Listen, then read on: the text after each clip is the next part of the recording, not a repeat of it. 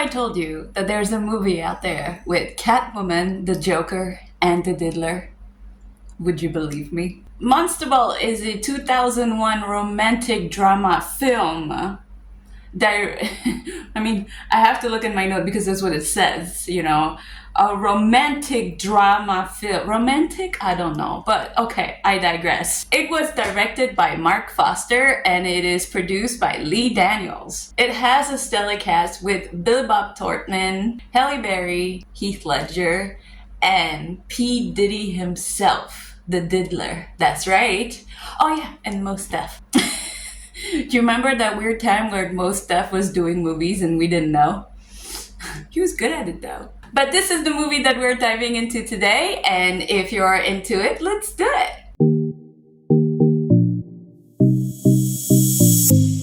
Monster Ball 2001. What a movie. This was a movie that I remember when I was much younger, where all the teenage boys wanted to see this movie because it had a particular scene.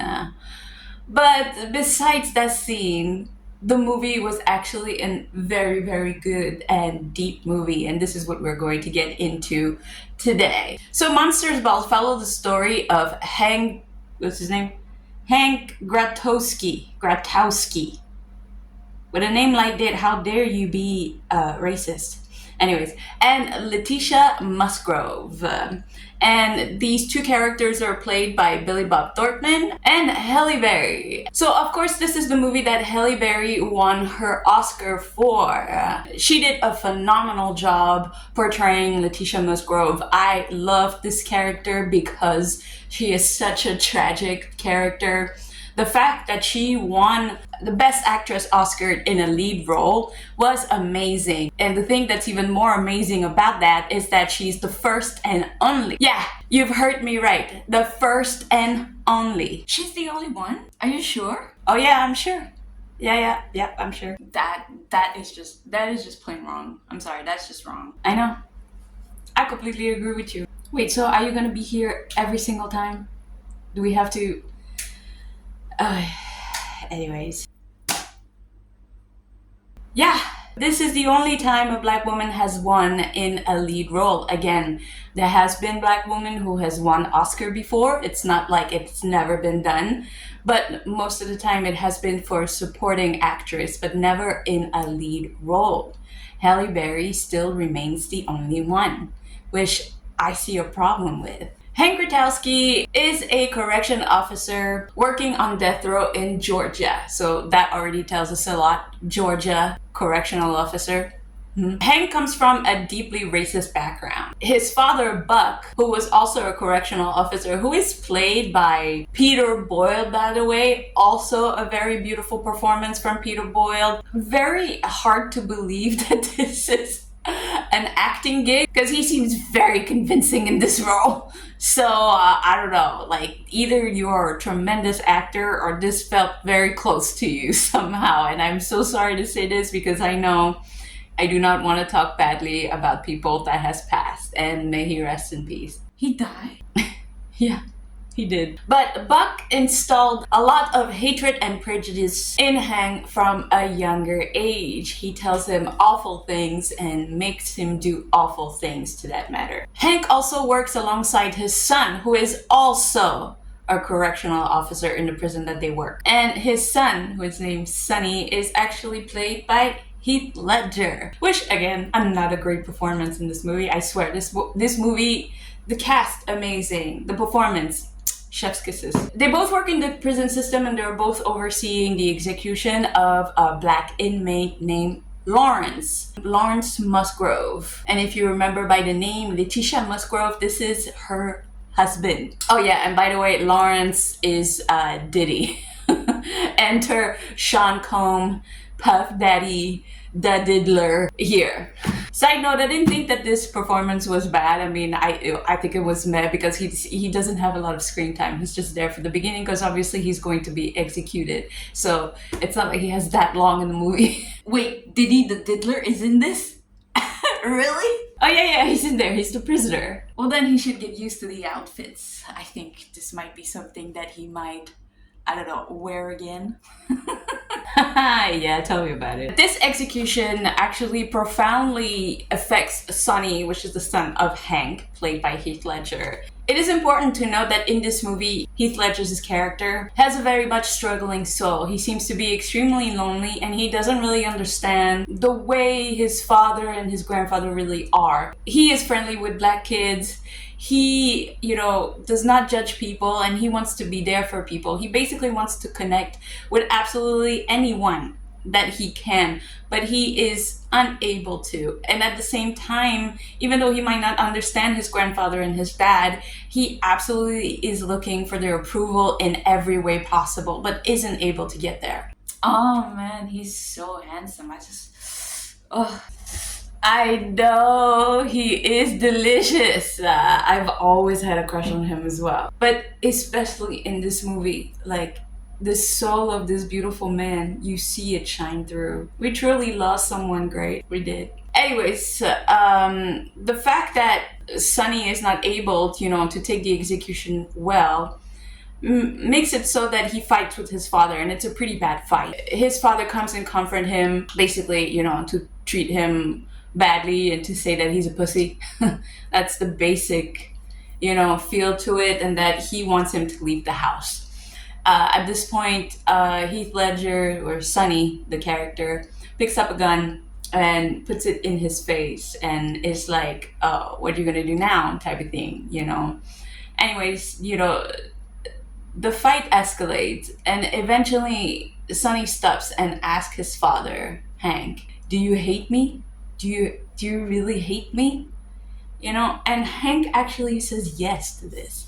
He's full-heartedly, with his whole chest, says yes.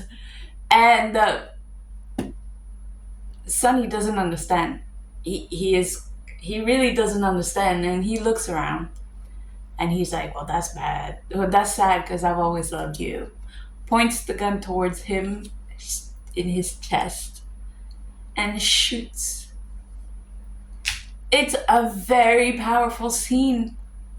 It's very sad. Oh no, don't cry. I'm not. I just get teary-eyed because I cannot believe, because I'm a daughter of somebody, like I cannot believe that if a person would ask for, hey, do you love me? Do you hate me? Do you care for me? And this person just says flat out, like, yeah. It's so crushing. This scene was very emotional for me. So he just goes out like that? Yeah, it's very shocking. Wow. It's very sad. This shakes Hank to his very core, as it should, making him question his belief and the toxic legacy that his father has passed down to him. Meanwhile, this is happening, we're learning a little bit more about Leticia Musgrove, who is Lawrence's widow. Leticia is a woman that seems to be struggling immensely. She seems to be unable to pay her rent, to keep a job, or even to make her car function and all of this. She is in survival mode, and it's not really working out for her. Because of her car breaking down, she has to now walk to work. And when she walks to work, she actually takes her son with her. And one day, unfortunately, while she was working, there was a heavy rain, and her son got hit by a car. And unfortunately, her son passes away, which is devastating for Leticia. And she finds herself overwhelmed with all the situation, her husband being executed, her son dying. All of these things are just an overwhelming situation, and she feels like very desperate, and she is like in a very vulnerable place, if you want. And it is at this time that Hank and Leticia kind of meets, honestly. And Hank himself is having trouble, with the loss of his son and what his belief means to him. So despite their differences, they actually kind of get together in an unlikely type of couple, if you would like. Oh, is this the scene? Is this the scene? Is this the scene that everybody talks about? Oh my god, calm down. It's just a scene. Oh my god, you don't know, but I have heard so much about this scene. So many people have talked to me about the scene. So this is the part of the movie where everybody turned to see the scene. The scene that everybody says that this is why she actually won her Oscar. And I think this is an extremely unfair statement to say, because I think she's a beautiful actress. She did this character justice through and through, and she represents Letitia Musgrove in so much more than just this one scene. But yes, this is the scene that everybody remembers.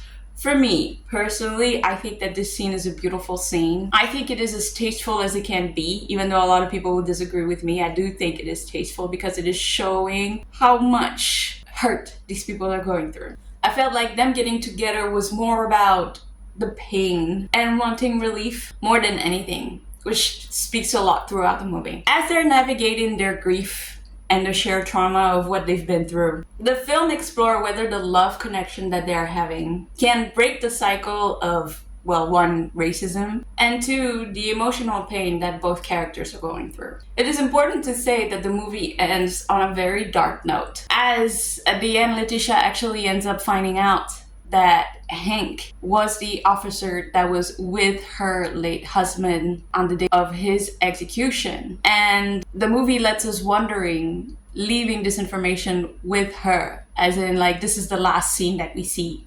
She finds out that Hank was the one that executed Lawrence. And then the movie pans out, and that's where the movie ends, letting us wonder, while they're unable to erase the past, could they possibly find solace within each other if they're both able to grow out of their learned behavior? And this is a big thing for us because we don't know what it is.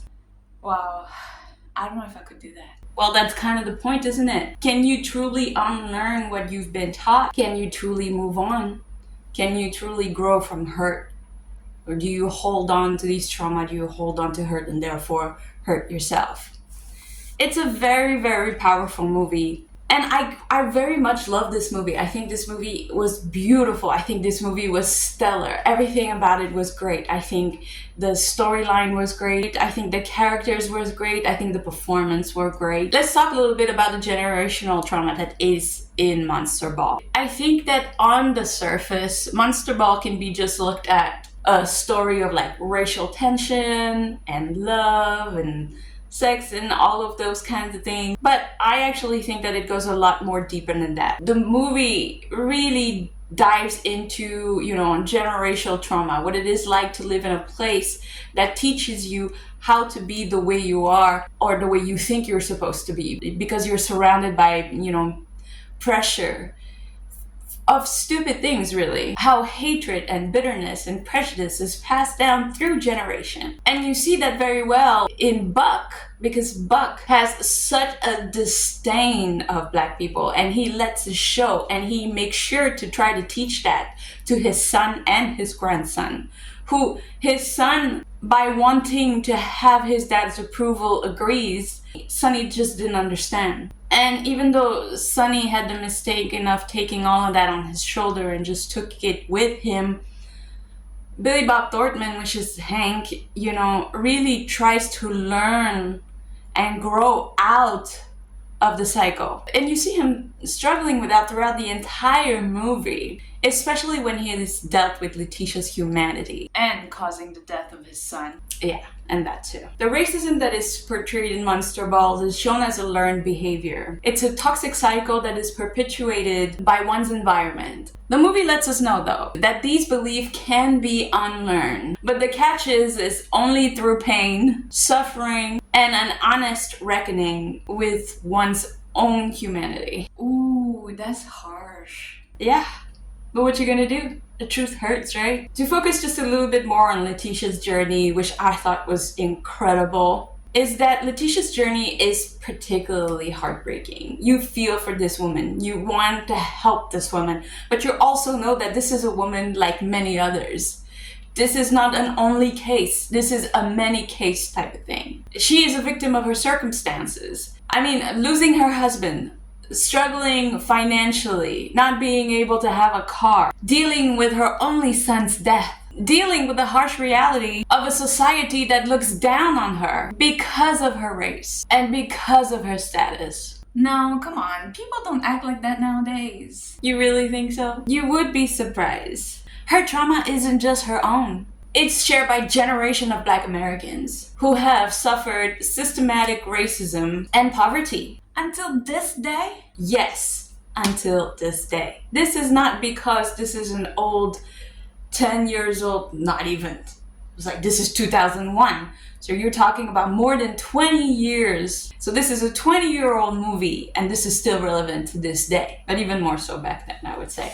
The relationship between Leticia and Hank is kind of a tricky one. So when Hank and Leticia gets together, it is not the fairy tale romance that a lot of people are looking for. It's raw, it's painful, and most of all, it's complicated. They're both broken, carrying the weight of their past and mistakes. And that's what makes, themselves find each other and have some sort of like relief and solace within each other. The movie itself asks us, can you truly overcome the deep-rooted hatred and trauma that society has imposed on us? Can you? Because most people couldn't. I know this is a hard thing for me to face. I think it's a hard thing for anyone to face, honestly. Monsters Ball, to me, is an incredible movie. I give it a 10 out of 10. Please go and see it.